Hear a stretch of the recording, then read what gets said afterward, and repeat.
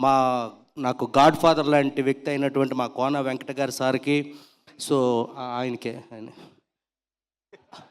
ఏం డౌట్ ఆయనే. నీ గాడ్ ఫాదర్ ఆయనేనా?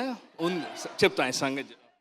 నాకు ఒక్కరికే కాదండి, చాలామందికి 10 ఏళ్లలో ఎంతోమంది రైటర్స్కి, సింగర్స్కి, డైరెక్టర్స్కి, నాలాంటి యాక్టర్స్కి, ఎంతోమంది టెక్నీషియన్స్కి, 24 క్రాఫ్ట్స్లో ఉన్న ఇండస్ట్రీకి కావాల్సిన టెక్నీషియన్స్ అందరికీ, ఇక్కడ వాళ్ళకి, మలయాళపు వాళ్ళకి, తమిళోళ్ళకి, ఇంకా వేరే భాషలు ఏమైనా ఉన్నాయా సార్?